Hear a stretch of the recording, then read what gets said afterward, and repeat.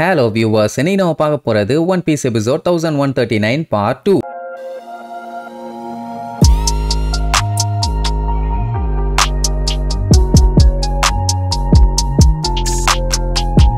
Open பண்ணா navy ஆளுகளை காட்டுறாங்க. அந்த ஐலாண்ட சுத்தி கொடூரமா ரவுண்டு கட்டி நின்னுட்டு இருக்காங்க. மேல இருக்க பேரியர் பாத்தீங்கன்னா இன்னுமே க்ளோஸ் ஆகாம 100%ல தான் இருக்குது. அதனால இவங்க என்னதான் அட்டாக் பண்ணாலும் மேல இருக்க ஐலாண்டுக்கு எதுவும் ஆகாது. சோ மேல அட்டாக் பண்றது வேஸ்ட். கீழே இருக்க இடத்த மட்டும் டார்கெட் பண்ணி அதை அட்டாக் பண்ணுங்க. எந்த இடமும் மிஸ் ஆக கூடாது, யாரும் தப்பிக்க கூடாது. சென்ட்ரல் ஃபேக்டரி, ஃபியூச்சர் சிட்டின்னு ஒரு இடம் விடாம கேப் விடாம அடிங்க. ஏன்னா இதுதான் பஸ்டர் கால். ஃபயர்னு சொன்ன உடனே ஒக்கா மக்கா கண்டமே நீங்க சுடுவாங்க. ஒவ்வொரு குண்டும் சும்மா டம்மு டம்மு டம்மு டம்மு ஐலாண்டுக்குள்ள வந்து விழும். அப்பதான் லூஃபியை காட்டுறாங்க. கிடைச்ச சாப்பாடு எல்லாத்தையுமே மொத்தமா வயித்துல லோடா ஏத்திட்டான். எனக்கு தெரிஞ்சு மறுபடியும் நம்ம பயலால ஃபுல் பவர்ல ஒரு ரவுண்டு சண்டை போட முடியும். அந்த டைம் பாத்தீங்கன்னா அவனை சுத்தி ஏகப்பட்ட நேவி ஆளுங்க கன்னோட அவனை சுடுறதுக்காக வெயிட் பண்ணிட்டு இருப்பாங்க. இது கொஞ்சம் ஓவரா இல்ல. எல்லாத்தையும் இப்பதான் கப்பல்ல ஏத்துனாங்க. எப்படி இவனை மட்டும் ரவுண்டு கட்டினாங்க? சரி, இவனை ரவுண்டு கட்டினாங்கன்னே வச்சுக்குவோம். லூஃபியை சுட்டாதான் அவனுக்கு தான் ஒண்ணுமே ஆகாது. அது கூட தெரியாமையா கண்ணை வச்சு நின்னுட்டு இருக்கானுங்க. அவன் பாத்தீங்கன்னா இதுக்கு மேல என்னால எதையும் சாப்பிட முடியாதுன்னு சொல்லிட்டு வாயை அடைச்சு புடிச்சுக்குவான். ஏன்னா ஓபன் பண்ணான்னா தின்னது பூரா வெளியில வந்துரும். அதனால நல்லா நச்சுன்னு புடிச்சுக்குவான். அந்த டைம் ஏகப்பட்ட குண்டுகள் அங்க இங்கன்னு வந்து விழுமா.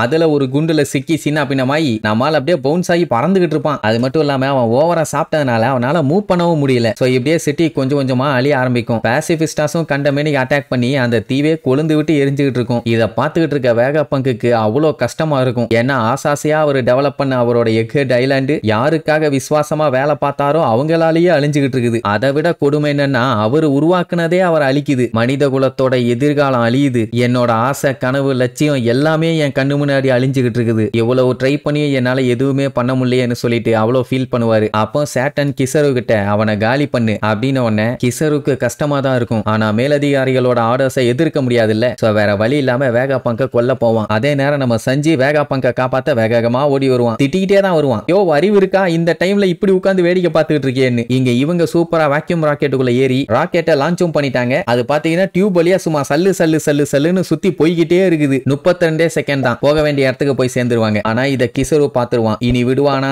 அவன் தான் லைட் ஸ்பீட் ஆச்சே. சோ வேகமா அந்த ராக்கெட்டை ஃபாலோ பண்ணிட்டு போய் அவனோட பவரை யூஸ் பண்ணி அந்த டியூபை ரெண்டா வெட்டிடுவான். அவ்வளவுதான், அடிச்சு பிச்சுக்கிட்டு எல்லாம் தெரிச்சிருவாங்க. சோ இப்போ அவங்கள காப்பாத்தணுமே. அதனால சஞ்சி ஸ்கை வாக் பண்ணி அடிச்சு புடிச்சு காப்பாத்த போவான். இப்போ என்னன்னா வேகாபங்க காப்பாத்த ஆள் இல்ல. இப்படி இவங்க மேல இருந்து கீழே விழுகிறத பார்த்த சேட்டன் அங்க இருக்க பாசிபிஸ்டாஸ் எல்லாத்துக்குமே ஆர்டர் போட்டுருவான். இந்த மாதிரி பானியையும் குமாவையும் சுட்டு தள்ளுங்கன்னு. அவ்வளவுதான், அதுங்க இவங்களை எய்ம் வச்சிரும். அத பானி பார்த்துட்டு டாடி நம்மள லேசர் பீம் வச்சு அட்டாக் பண்ண போறாங்கம்பா. உடனே அவ்வளவு நேரம் முடியாம இருந்தவன் உடனே பானி அப்படியே பிடிச்ச அவன் நெஞ்சில வச்சுக்குவான். உடனே அவளும் பாத்தீங்கன்னா கதறி கதறி அழுதுகிட்டு இருப்பான். சேட்டனுக்கு ஏன் தான் இவ்வளவு கொலவரின்னு தெரியல. நடந்ததெல்லாம் அப்படியே சொல்லி காட்டுவான். என்னன்னா அவன் பொண்ணை காப்பாத்துறதுக்காக அவன் அடிமையானா, அவனை குளோனா மாத்தி கடைசியில அவன் குளோனே அவனை கொல்ல போகுது. அவனை மட்டும் இல்ல அவன் டாக்டரையும் சேர்த்தி கொல்ல போகுது. இதுதான் இந்த உலகத்தோட முட்டாள்தனம். இந்த பூச்சிங்க மொத்தமா அழியட்டும்னு சொல்லுவானா. இங்க வேகாபங்குக்குமே கஷ்டமா இருக்கும். ஏன்னா அவ வந்து பைரட்டா மாறிட்டா அப்படிங்கும் போதே வேகாபங்குக்கு உள்ள தூக்கி வாரி போட்டுச்சு. எப்படி நேவியாளுக தான் இவளை அட்டாக் பண்ண வருவாங்கன்னு. கடைசியில அவங்க அப்பாவோட குளோனை வச்சே அவளை கொல்ல வேண்டிய நிலைமை வந்துருச்சு அப்படின்ட்டு அவரால் அதை ஏத்துக்க முடியல. அங்க பாத்தீங்கன்னா அவனுக்கு பயங்கரமா லேசர் பீம் எல்லாம் எடுத்துட்டானுங்க. இனி அடிச்சா முடிஞ்சது. சஞ்சி ஒரு சைடு கத்திக்கிட்டே ஓடி வருவான். பிராங்கி ஒரு சைடு கத்திக்கிட்டு இருப்பான். யாராலையும் எதுவும் பண்ண முடியாது. பானி பாத்தீங்கன்னா சாகருக்கு ரெடி ஆயிட்டா. ஏன்னா அவளோட வாழ்க்கை லட்சியமா இருந்ததே அவளோட டேடியை பார்க்கணும் தான். ஒரு வழியா பாத்துட்டா. அவரு இவன் மேல எவ்வளவு பாசமா இருந்தாருன்னு அவளுக்கு தெரிஞ்சு போச்சு. இனி இதுக்கப்புறம் என்ன, நான் சந்தோஷமா என் டேடியோடய சேர்ந்து சாக தயார் அப்படிங்கிற மாதிரி சொல்லிட்டு அவரை கட்டி பிடிச்சிட்டு ரெடியா இருப்பா சாகருக்கு. அப்போங்கும்போது ஒரு நேவி கப்பலை காட்டுவாங்க. சும்மா தக தக தக தகன்னு கொழுந்து விட்டு எரிஞ்சுக்கிட்டு இருக்கும். அங்க இருந்து ஒரு இன்ஃபர்மேஷன் வந்துகிட்டு இருக்கும். என்னடான்னு கேட்டா, தப்பிச்சு போன கப்பலை நாங்க காலி பண்ண ட்ரை பண்ணோம். ஆனா எங்களால முடியல, அது ஃபெயில்டு. சொல்லப்போனா அந்த மிஷனே ஃபெயில்டு. கிசரு கிட்ட இதை எப்படியாச்சும் இன்ஃபார்ம் பண்ணுங்க அப்படின்னு சொல்லிட்டு இருக்கும்போது நேவி கப்பல் கொஞ்சம் கொஞ்சமா ஒட்டஞ்சு அப்படியே கப்பலுக்குள்ள முங்க ஆரம்பிக்கும். அது மட்டும் இல்லாம அவங்க எக்ஹெட் ஐலாண்டை நோக்கி தான் வந்துகிட்டு இருக்காங்க